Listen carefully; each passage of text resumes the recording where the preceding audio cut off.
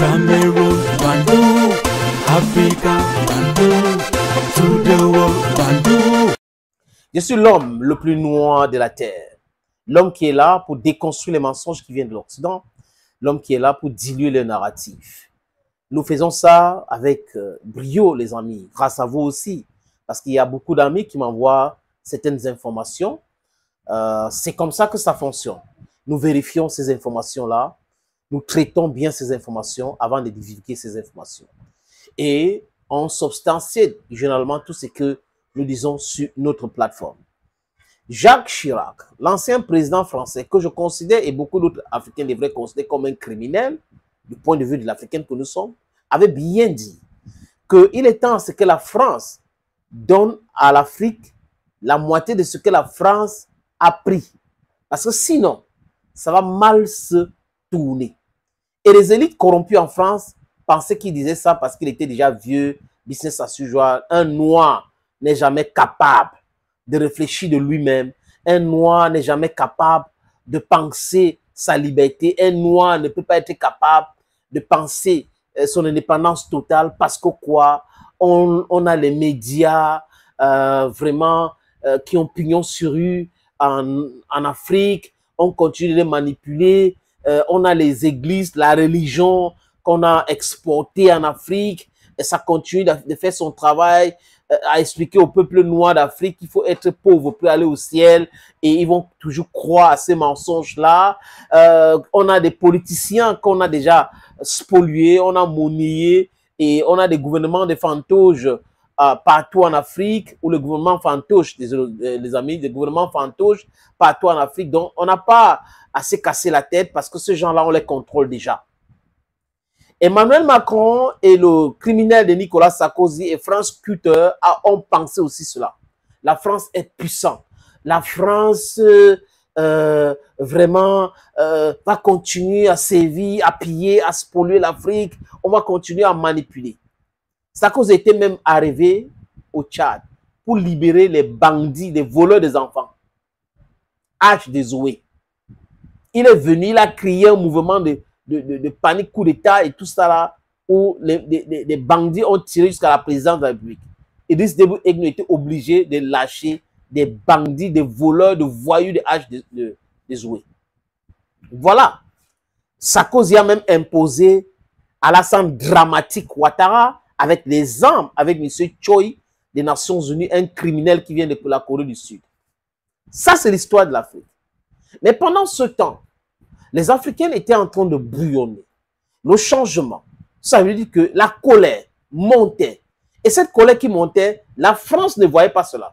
La France parlait de ressentiment anti-français, et c'est la manipulation et autres. Mais ça a commencé doucement, doucement. Et aujourd'hui, ça atteint son apogée. Et there is no turning back. La France ne peut rien actuellement. La seule chose qui reste aux faibles politiciens français, c'est de dire nous sommes manipulés par la Russie. L'Afrique ne veut pas se constituer une colonie russe.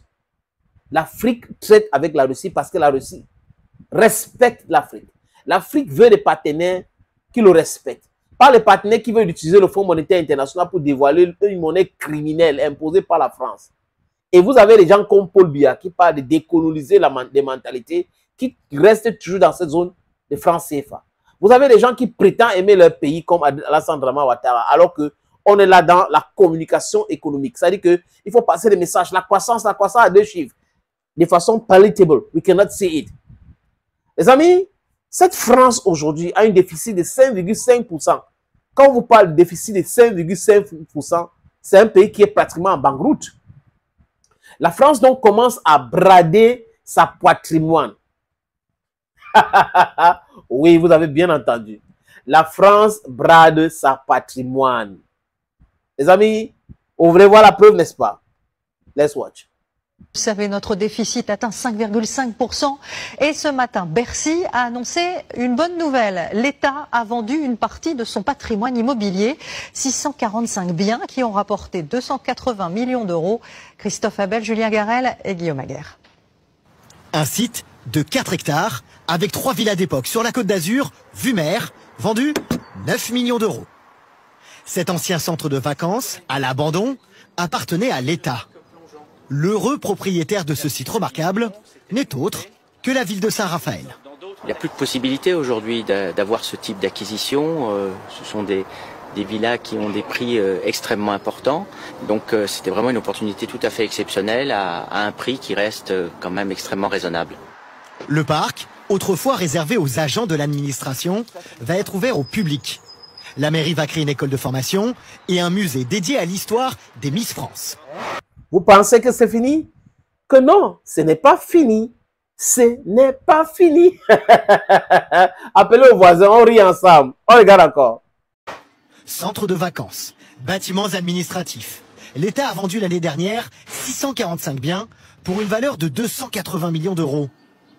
D'autres biens à vendre, de la petite maison de campagne à l'immeuble luxueux en centre-ville et même d'anciennes gendarmeries.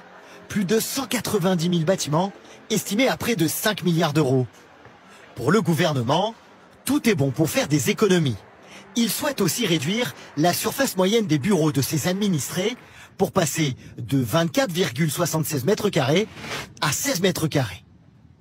Exemple, dans l'un des plus beaux quartiers de Paris. L'État vient de céder pour 65 millions d'euros un bâtiment prestigieux du ministère de la Culture de 6 700 mètres carrés. Les fonctionnaires sont priés de déménager.